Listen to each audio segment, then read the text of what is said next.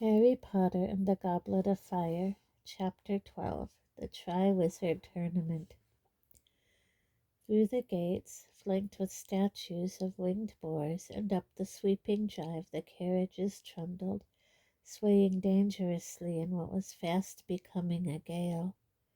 Leaning against the window, Harry could see Hogwarts coming nearer, its many lighted windows blurred and shimmering behind the thick curtain of rain. Lightning flashed across the sky as their carriage came to a halt before the great oak front doors, which stood at the top of a flight of stone steps. People who had occupied the carriages in front were already hurrying up the stone steps into the castle. Harry, Ron, Hermione, and Neville jumped down from their carriage and dashed up the steps too, looking up only when they were safely inside the cavernous torch-lit entrance hall with its magnificent marble staircase. "Blimey," said Ron, shaking his head and sending water everywhere. "If that keeps up, the lake's going to overflow. I'm so... Ugh!" A large red water-filled balloon had dropped from out of the ceiling onto Ron's head and exploded. Drenched and spluttering, Ron staggered sideways into Harry, just as a second water bomb dropped, narrowly missing Hermione. It burst at Harry's feet, sending a wave of cold water over his trainers into his socks. People all around them shrieked and started pushing each other in their efforts to get out of the line of fire.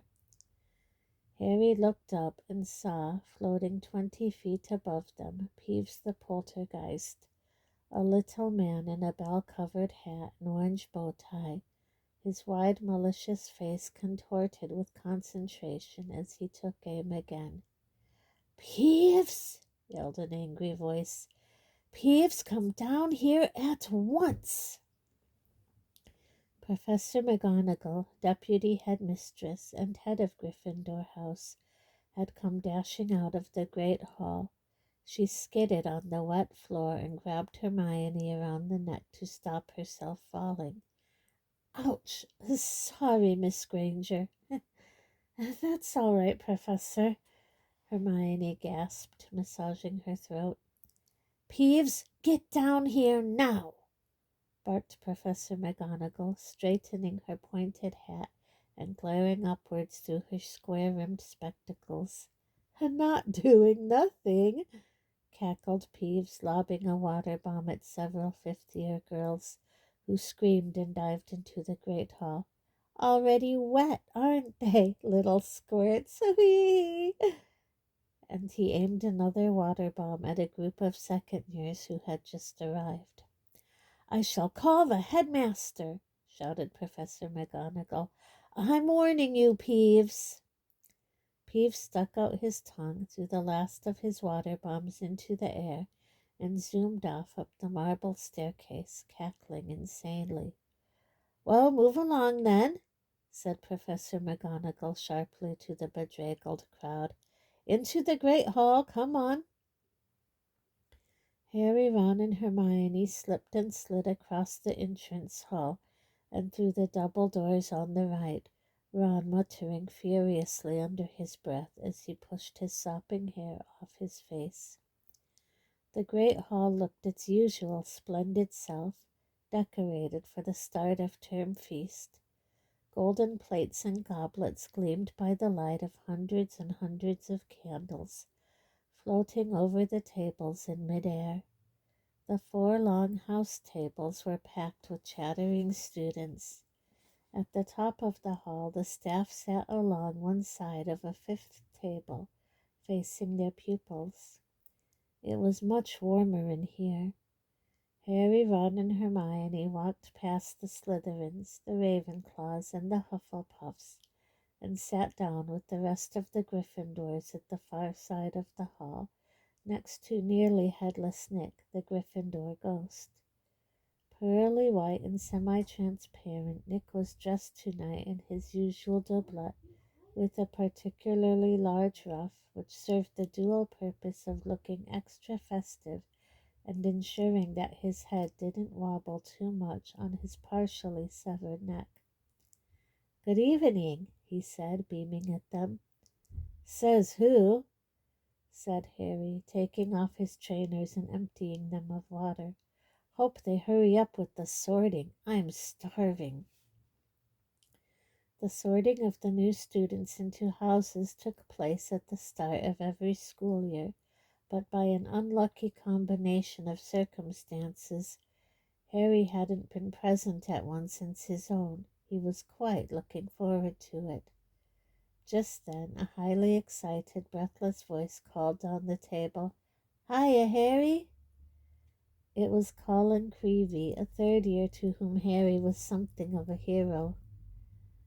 "Hi, Colin," said Harry warily. "Harry, guess what? Guess what, Harry? My brother's starting. My brother Dennis." "Oh, good," said Harry.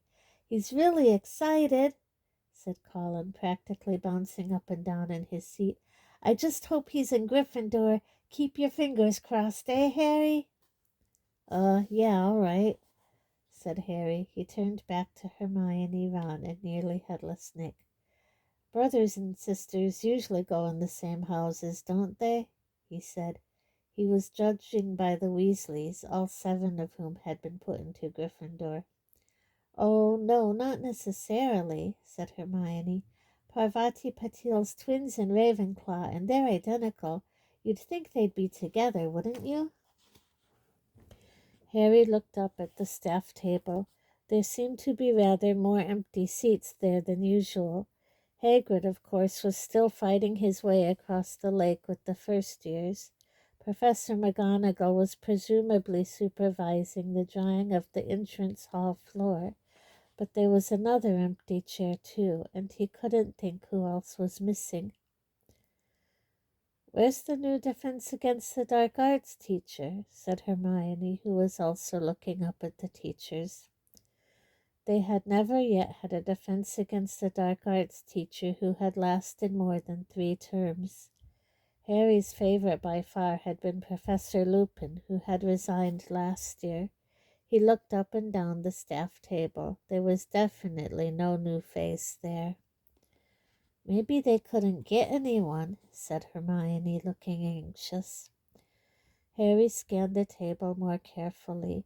Tiny little Professor Flitwick, the charms teacher, was sitting on a large pile of cushions beside Professor Sprout, the herbology teacher, whose hat was askew over her flyaway gray hair. She was talking to Professor Sinistra of the astronomy department. On Professor Sinistra's other side was the sallow-faced, hook-nosed, greasy-haired potions master Snape, Harry's least favorite person at Hogwarts. Harry's loathing of Snape was matched only by Snape's hatred of him, a hatred which had, if possible, intensified last year, when Harry had helped Sirius escape right under Snape's over-large nose. Snape and Sirius had been enemies since their own school days. On Snape's other side was an empty seat, which Harry guessed was Professor McGonagall's. Next to it, and in the very center of the table, sat Professor Dumbledore, the headmaster, his sweeping silver hair and beard shining in the candlelight, his magnificent deep green robes embroidered with many stars and moons. The tips of Dumbledore's long, thin fingers were together, and he was resting his chin upon them, staring up at the ceiling through his half-moon spectacles as though lost in thought. Harry glanced up at the ceiling, too. It was enchanted to look like the sky outside, and he had never seen it look this stormy. Black and purple clouds were swirling across it, and as another thunderclap sounded outside, a fork of lightning flashed across it. "Oh, hurry up," Ron moaned beside Harry. "I could eat a hippogriff." The words were no sooner out of his mouth than the doors of the great hall opened and silence fell. Professor McGonagall was leading a long line of first years up to the top of the hall. If Harry, Ron, and Hermione were wet, it was nothing to how these first years looked. They appeared to have swum across the lake rather than sailing. All of them were shivering with a combination of cold and nerves as they filed along the staff table and came to a halt in a line facing the rest of the crowd. All of them except the smallest of the lot, a boy with mousy hair who was wrapped in what Harry recognized as Hagrid's moleskin overcoat. The coat was so big for him that it looked as though he was draped in a furry black marquet. His small face protruded from over the collar, looking almost painfully excited. When he had lined up with his terrified-looking peers, he caught Colin Creevy's eye, gave a double thumbs up, and mouthed, "I fell in the lake." He looked positively delighted about it. Professor McGonagall now placed a three-legged stool on the ground before the first years, and on top of it an extremely old, dirty, patched wizard's hat. The first years stared at it. So did everyone else. For a moment there was silence. Then a tear near the brim opened wide like a mouth, and the hat broke into song.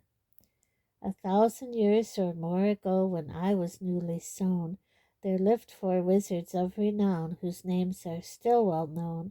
Bold Gryffindor from Wild Moor, fair Ravenclaw from Glen, sweet Hufflepuff from Valley Broad, shrewd Slytherin from Fen. They shared a wish, a hope, a dream. They hatched a daring plan to educate young sorcerers. Thus Hogwarts School began. Now each of these 4 founders formed their own house, for each did value different virtues in the ones they had to teach. By Gryffindor the bravest were prized far beyond the rest.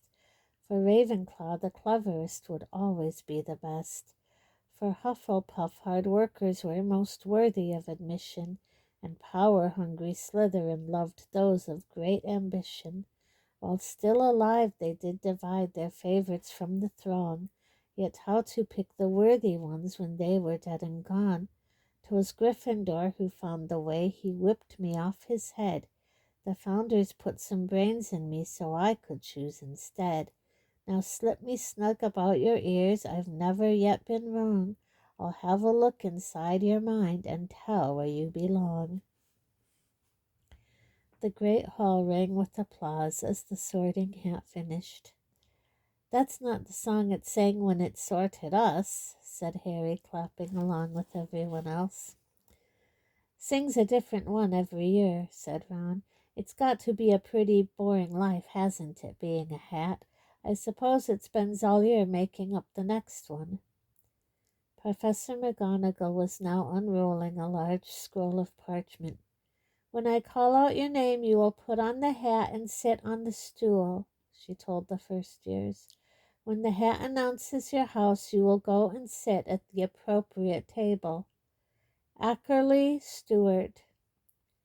A boy walked forward, visibly trembling from head to foot, picked up the sorting hat, put it on, and sat down on the stool.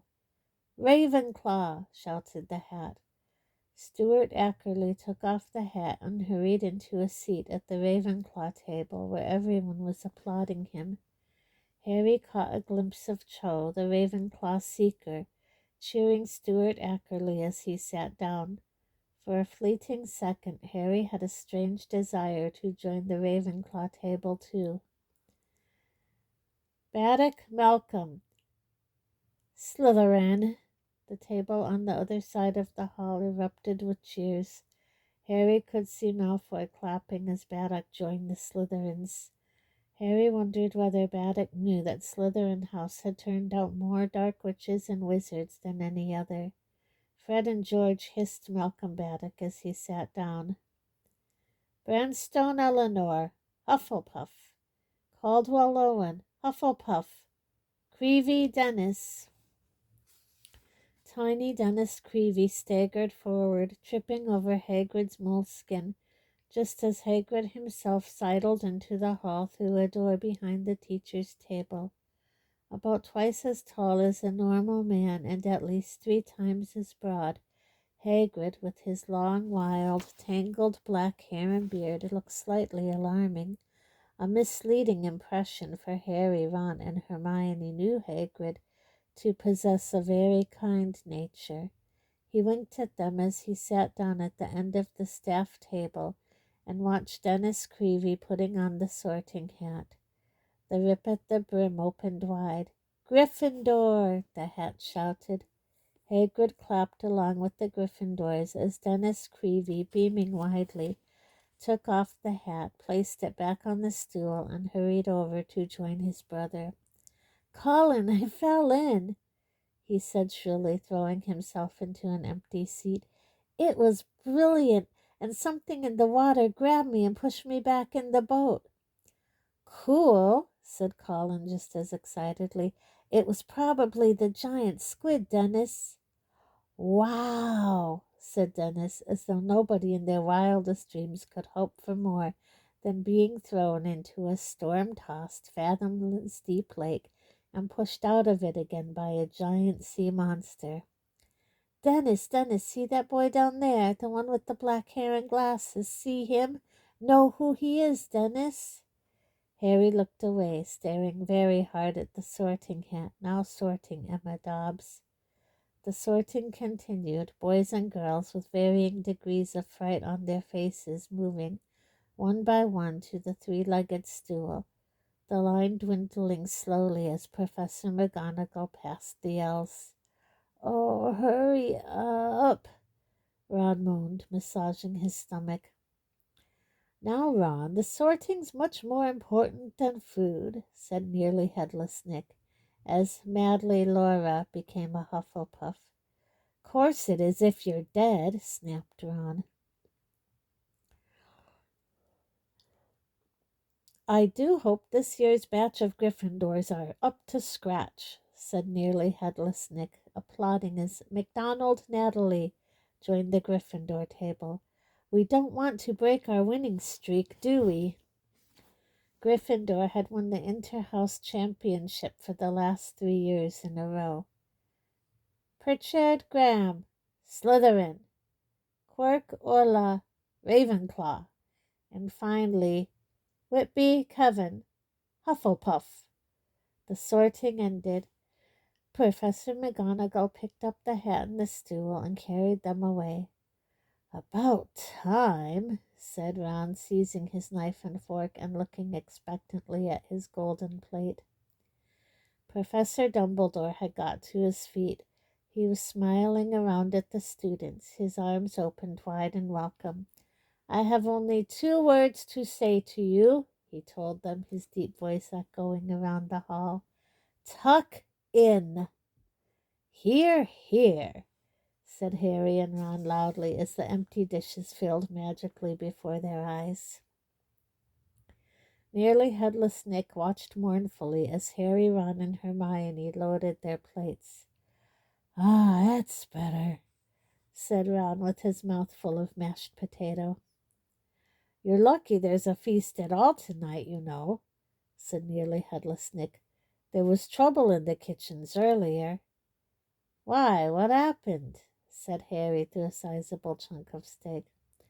"Peeves, of course," said Nearly Headless Nick, shaking his head, which wobbled dangerously. He pulled his ruff a little higher up his neck. "The usual argument, you know. He wanted to attend the feast. Well, it's quite out of the question. You know what he's like, utterly uncivilized. Can't see a plate of food without throwing it. We held a ghost council. The Fat Friar was all for giving him the chance. But most wisely, in my opinion, the Bloody Baron put his foot down." The Bloody Baron was the Slytherin ghost, a gaunt and silent spectre covered in silver bloodstains. He was the only person at Hogwarts who could really control Peeves. "Yeah, we thought Peeves seemed hacked off about something," said Ron darkly. "So what did he do in the kitchens?" "Oh, the usual," said Nearly Headless Nick, shrugging. wreaked havoc and mayhem, pots and pans everywhere, place swimming in soup, terrified the house elves out of their wits. Clang! Hermione had knocked over her golden goblet. Pumpkin juice spread steadily over the tablecloth, staining several feet of white linen orange, but Hermione paid no attention. "There are house elves here?" she said, staring horror-struck at Nearly Headless Nick. "Here at Hogwarts?" "Certainly," said Nearly Headless Nick, looking surprised at her reaction. "The largest number in any dwelling in Britain, I believe. Over 100. "I've never seen one," said Hermione. "Well, they hardly ever leave the kitchen by day, do they?" said Nearly Headless Nick. "They come out at night to do a bit of cleaning, see to the fires and so on. I mean, you're not supposed to see them, are you? That's the mark of a good house elf, isn't it, that you don't know it's there?" Hermione stared at him. "But they get paid," she said. "They get holidays, don't they? And sick leave and pensions and everything?" Nearly Headless Nick chortled so much that his ruff slipped and his head flopped off, dangling on the inch or so of ghostly skin and muscle that still attached it to his neck. "Sick leaves and pensions," he said, pushing his head back onto his shoulders and securing it once more with his ruff. "House elves don't want sick leave and pensions." Hermione looked down at her hardly touched plate of food, then put her knife and fork down upon it and pushed it away from her. "Oh, come on, Hermione," said Ron, accidentally spraying Harry with bits of Yorkshire pudding. "Oops, sorry, Harry," he swallowed. "You won't get them sick leave by starving yourself." "Slave labor," said Hermione, breathing hard through her nose. "That's what made this dinner. Slave labor." And she refused to eat another bite. The rain was still drumming heavily against the high, dark windows. Another clap of thunder shook the windows, and the stormy ceiling flashed, illuminating the golden plates as the remains of the first course vanished and were replaced instantly with puddings. "Treacle tart, Hermione?" said Ron, deliberately wafting its smell towards her. "Spotted Dick, look, chocolate gâteau." But Hermione gave him a look so reminiscent of Professor McGonagall that he gave up. When the puddings, too, had been demolished and the last crumbs had faded off the plates, leaving them sparkling clean, Albus Dumbledore got to his feet again. The buzz of chatter filling the hall ceased almost at once, so that only the howling wind and pounding rain could be heard. "So," said Dumbledore, smiling around at them all, "now that we are all fed and watered—" "Humph," said Hermione. "I must once more ask for your attention while I give out a few notices. Mr. Filch, the caretaker, has asked me to tell you that the list of objects forbidden inside the castle has this year been extended to include screaming yo-yos, fanged frisbees, and ever-bashing boomerangs. The full list comprises some 437 items, I believe, and can be viewed in Mr. Filch's office if anybody would like to check it." The corners of Dumbledore's mouth twitched. He continued, "As ever, I would like to remind you all that the forest in the grounds is out of bounds to students, as is the village of Hogsmeade to all below 3rd year. It is also my painful duty to inform you that the Inter-House Quidditch Cup will not take place this year." "What?" Harry gasped. He looked around at Fred and George, his fellow members of the Quidditch team. They were mouthing soundlessly at Dumbledore, apparently too appalled to speak. Dumbledore continued, "This is due to an event that will be starting in October and continuing throughout the school year. taking up much of the teacher's time and energy, but I am sure you will all enjoy it immensely. I have great pleasure in announcing that this year at Hogwarts. But at that moment there was a deafening rumble of thunder, and the doors of the great hall banged open.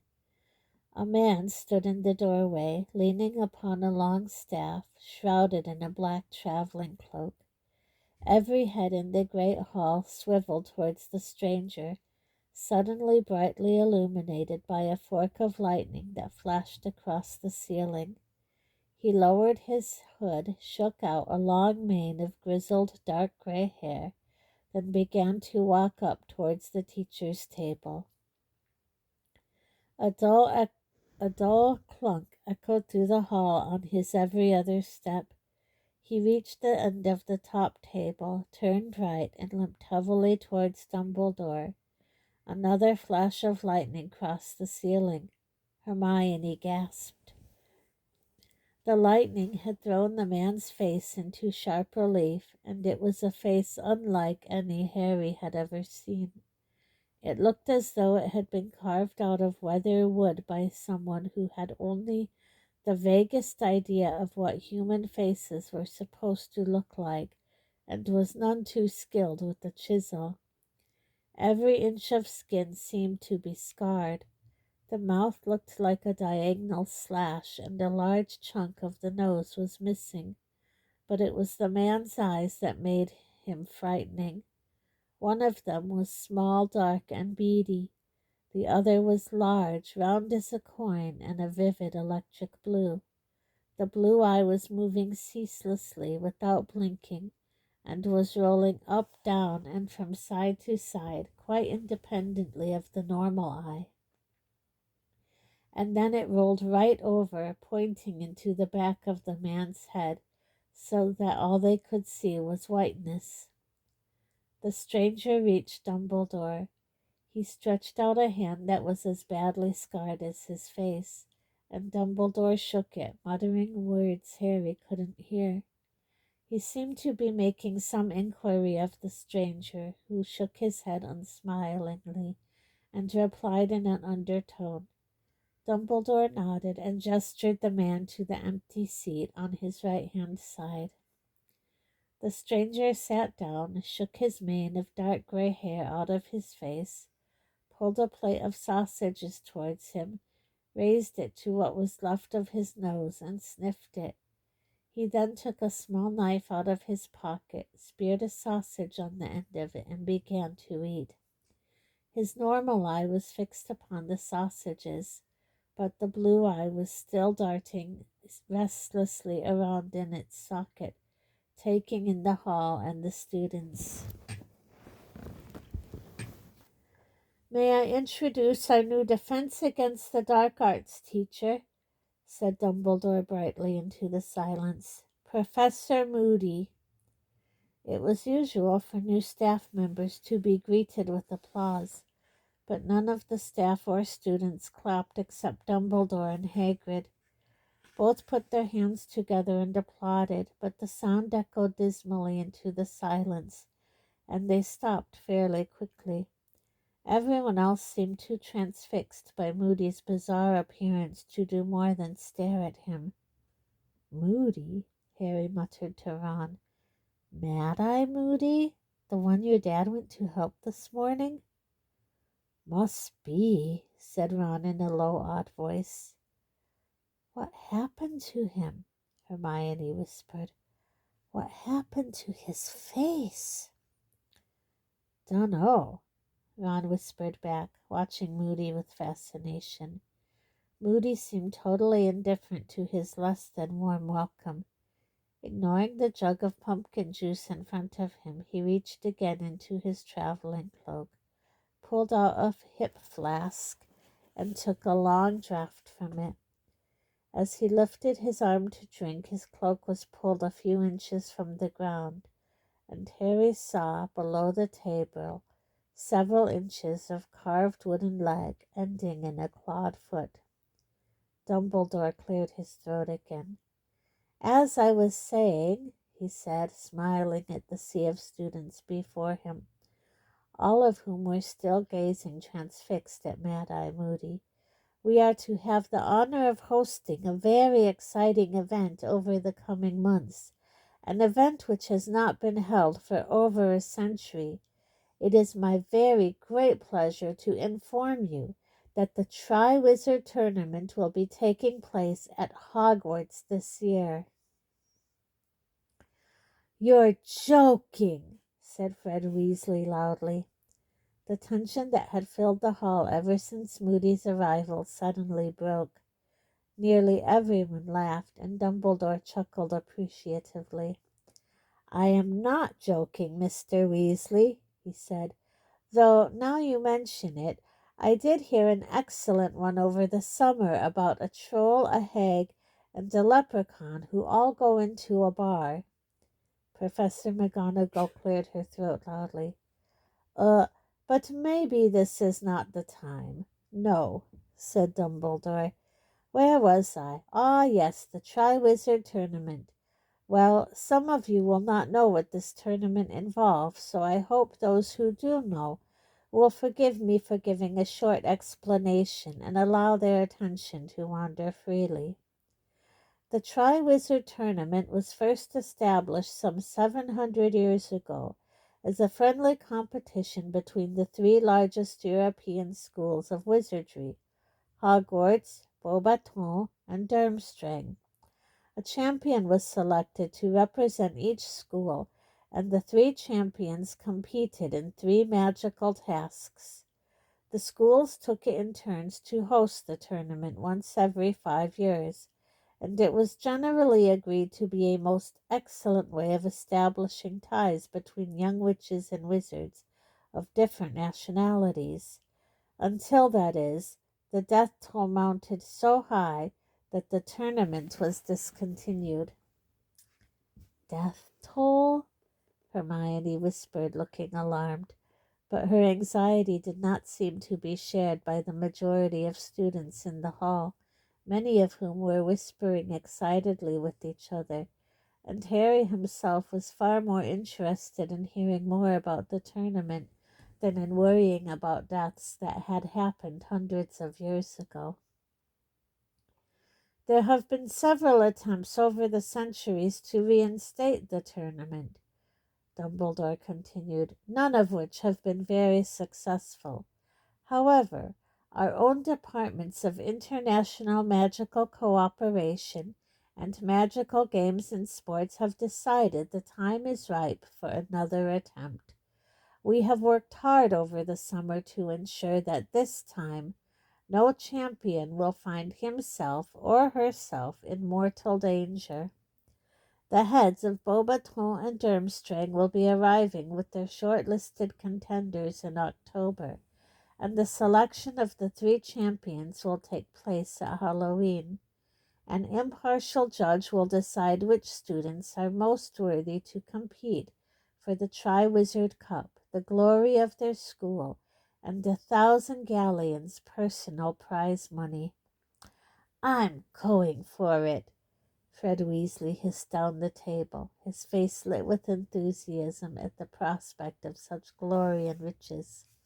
He was not the only person who seemed to be visualizing themselves as Hogwarts champion. At every house table Harry could see people either gazing raptly at Dumbledore or else whispering fervently to their neighbors. But then Dumbledore spoke again, and the hall quietened once more. "Eager though I know all of you will be to bring the Triwizard Cup to Hogwarts," he said, "the heads of the participating schools, along with the Ministry of Magic, have agreed to impose an age restriction on contenders this year. Only students who are of age, that is to say, 17 years or older, will be allowed to put forward their names for consideration.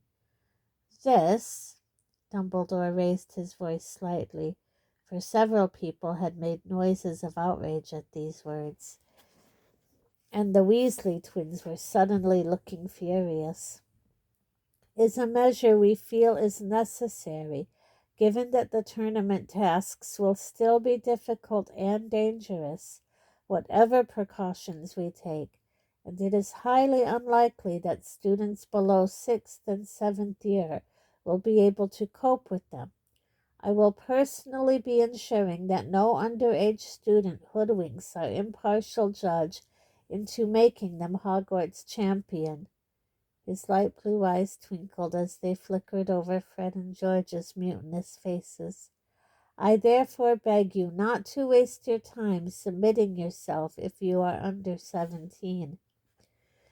The delegations from Beaubaton and Durmstrang will be arriving in October and remaining with us for the greater part of this year. I know that you will all extend every courtesy to our foreign guests while they are with us, and will give your wholehearted support to the Hogwarts champion when he or she is selected. And now it is late, and I know how important it is to you all to be alert and rested as you enter your lessons tomorrow morning. Bedtime. Chop, chop. Dumbledore sat down again and turned to talk to Mad-Eye Moody. There was a great scraping and banging as all the students got to their feet and swarmed towards the double doors into the entrance hall. "They can't do that," said George Weasley, who had not joined the crowd moving towards the door, but was standing up and glaring at Dumbledore. "We're 17 in April. Why can't we have a shot?"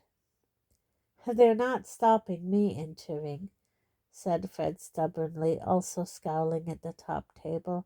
"The champions'll get to do all sorts of stuff you'd never be allowed to do normally, and 1,000 galleons prize money." "Yeah," said Ron, a faraway look on his face. "Yeah, 1,000 galleons." "Come on," said Hermione. "We'll be the only ones left here if you don't move." Harry, Ron, Hermione, Fred, and George all set off for the entrance hall, Fred and George debating the ways in which Dumbledore might stop those who were under 17 entering the tournament.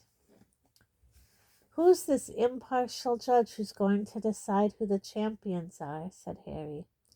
"Dunno," said Fred, "but it's them we'll have to fool. I reckon a couple of drops of aging potion might do it. George, Dumbledore knows you're not of age, though," said Ron. "Yeah, but he's not the one who decides who the champion is he?" said Fred shrewdly. "Sounds to me like once this judge knows who wants to enter, he'll choose the best from each school, and never mind how old they are. Dumbledore's trying to stop us giving our names." "People have died, though," said Hermione in a worried voice, as they walked through a door concealed behind a tapestry and started up another, narrower staircase. "Yeah," said Fred airily, "but that was years ago, wasn't it? Anyway, where's the fun without a bit of risk? Hey, Ron, what if we find out how to get round Dumbledore? Fancy entering?" "What do you reckon?" Ron asked Harry. "Be cool to enter, wouldn't it? But I suppose they might want someone older. Dunno if we've learned enough." "I definitely haven't," came Neville's gloomy voice from behind Fred and George. "I expect my grand want me to try, though. She's always going on about how I should be upholding the family honor. I'll just have to— Oops!" Neville's foot had sunk right through a step halfway up the staircase. There were many of these trick stairs at Hogwarts. It was second nature to most of the older students to jump this particular step, but Neville's memory was notoriously poor. Harry and Ron seized him under the armpits and pulled him out, while a suit of armor at the top of the stairs creaked and clanked, laughing wheezily. "Shut it, you," said Ron, banging down its visor as they passed. They made their way up to the entrance to Gryffindor Tower, which was concealed behind a large portrait of a fat lady in a pink silk dress. "Password?" she said as they approached. "Balderdash," said George. "A prefect downstairs told me." The portrait swung forwards to reveal a hole in the wall, through which they all climbed. A crackling fire was warming the circular common room, which was full of squashy armchairs and tables. Hermione cast the merrily dancing flames a dark look, and Harry distinctly heard her mutter, "Slave labor," before bidding them good night and disappearing through the doorway in the girls' dormitories. Harry, Ron, and Neville climbed up the last spiral staircase until they reached their own dormitory, which was situated at the top of the tower. 5 four-poster beds with deep crimson hangings stood against the walls, each with its owner's trunk at the foot. Dean and Seamus were already getting into bed. Seamus had pinned his Ireland rosette to his headboard, and Dean had tacked up a poster of Victor Crumb over his bedside table. His old poster of West Ham football team was pinned right next to it.